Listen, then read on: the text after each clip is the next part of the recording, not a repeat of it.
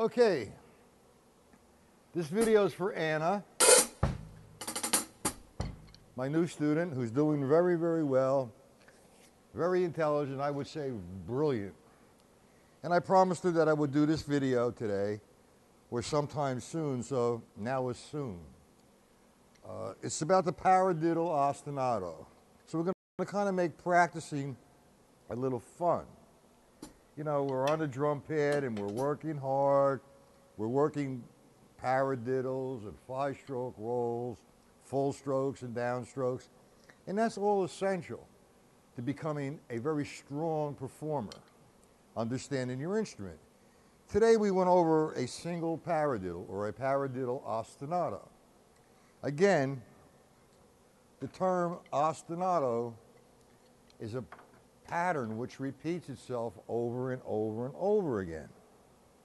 But before I continue or go to the ostinato, I want to talk about a few things here, knowing the different voices.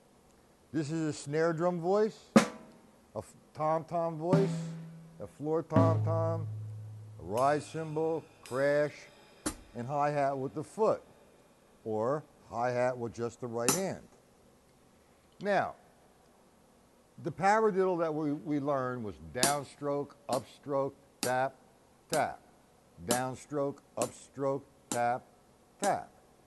That is what occurs when you're doing a paradiddle, even if you're doing a paradiddle like this. If I were to do that slow motion, this is what you would see. So what you're doing with that is reinforcing what you have to do to make it better. So on and so forth. So, today we did the paradiddle ostinato in a 16th note formation. 16th note formation is 1 E and the 2 E and the 3 E and the 4 E and the. Now, we're going to play the paradiddle over and over again, the ostinato, between two voices. My right hand on the hi-hat closed and my snare drum. Now, ostinato is not just a pattern which only repeats itself rhythmically, but also in sound. Now, when I'm playing the paradiddle diddle, you're going to hear 3 different sounds. And you say, oh, he's only doing 2 voices. How do we get 3 sounds? Okay, I'm going to be consistent like this. That's only 2 sounds. So I'm thinking 1 E and the 2 E and the 3 E and the 4 E and the. Now my right hand on the hi-hat was consistent. My left hand on the snare drum was consistent in sound. However, we're going to add one more sound to the top. And we're going to play the counts of 2 and 4, which in this particular case will be considered a backbeat. We're going to accent only the 2 and only the 4. All other notes need to sound the same. Listen, I'm going to add, and I'm going to do it slow. I'm going to add the 2 and 4 backbeat. 1 E and a 2 E and a 3 E and a 4 E and a. So you hear the sound being consistent with the right hand, the snare drum being consistent except on 2 and 4. And I'm accenting 2 and I'm accenting 4. When I accent on the 2 and the 4, what I'm doing is I'm getting a half a drum and the rim at the same time. So I produce a sharp sound above everything else that I'm playing. So you might want to try that. So here's the first move.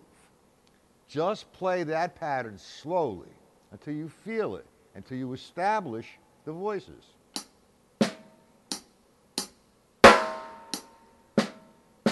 Three E and a 4 E and a 1 E and a 2 E and a 3 E and a 4 E and a.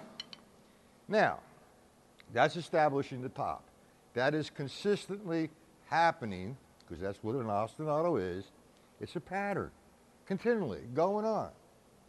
You can't say perpetual because perpetual is never ending.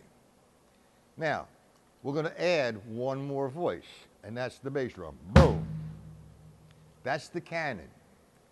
That is the voice that is going to be dominating, or dominant rather, over what we're doing.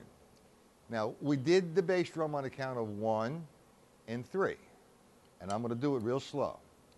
1, E, and 2, E, and 3, E, and 4, E, and Now, you do that over and over again. You develop some muscle memory.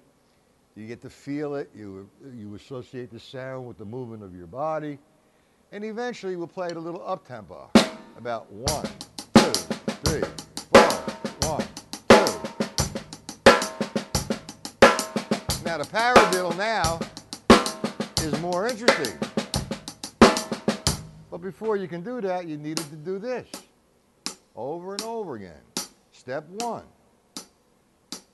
See it? So I'm just showing you, by working on the drum pad and having a little fun here, what you're going to develop. In reality right now, what you're developing is 3-way coordination. Right hand, left hand, bass drum. 3 voices. Now, the other term that you learned today was permutate.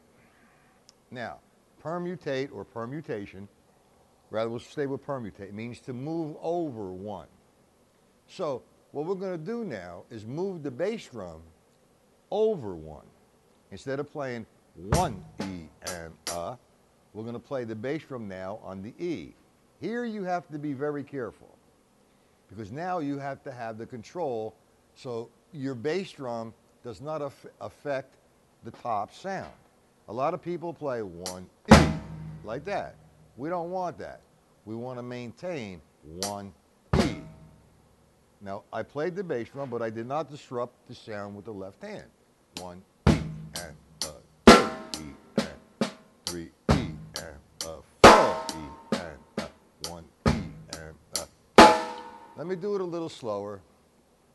1 E and 2 E and 3 E and 4 E and Now what I'm going to do is play line 1, the first paradiddle, with the bass drum on the counts of 1 and 3. Then I'm going to go right into the bass drum on the E of 1 and the E of 3. And I'll go back to 1 and 3. 1, 2, 3, 4.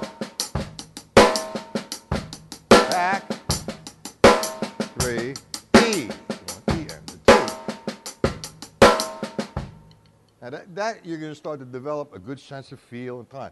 This doesn't happen after you practice it for an hour or 2 hours. It's a long process.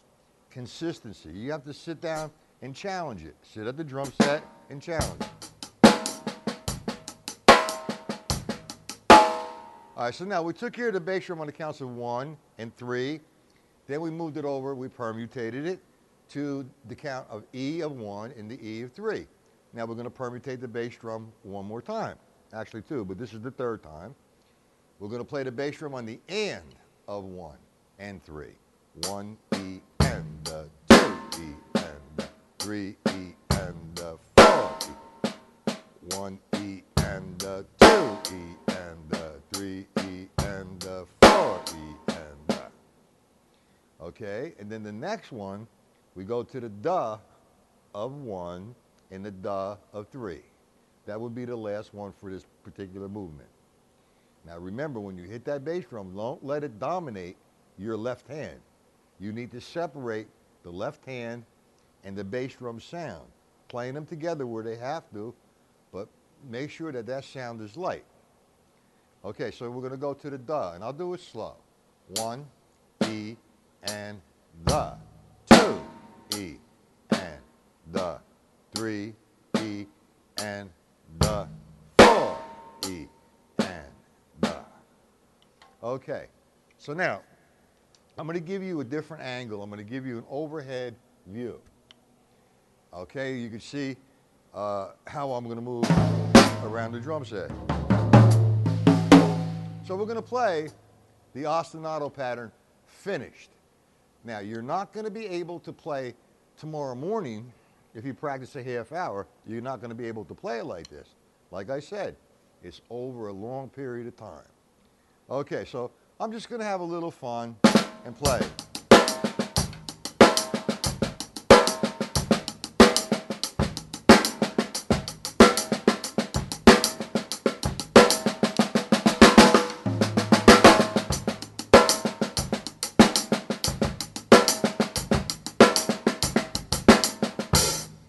Just a little fun. I don't like to play because there is no music, and I'm demonstrating somewhat the finished product. You need to do it slow. It's paying your dues. It's practicing really hard. And you know what, Anna? There is no doubt in my mind you cannot play that way soon if you practice it every day and just continually practice over and over and over. Eventually, you don't have to think about it. You'll sit and play. Just, somebody say, play a paradiddle ostinato. They might not know what it is, but you and I, that's what it's called. Or another drummer might not even know because he hasn't had it yet. So, you're having some fun.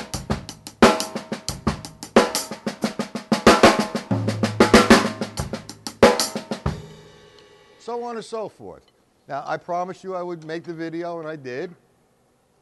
And if you continually practice hard and get things moving on, we'll continue with some videos demonstrating me taking something apart and taking it to the finished product. Now, I mean, I could sit here and do a 10-minute drum solo for you, and that's not really going to do you no good. All that is me showing off. And I don't do that. I'm an artist, and I play my instrument, which you're becoming. And I'm very, very happy you are a student of mine and that you're going to do so well. So I'm going to close the video now and upload it and send it to you.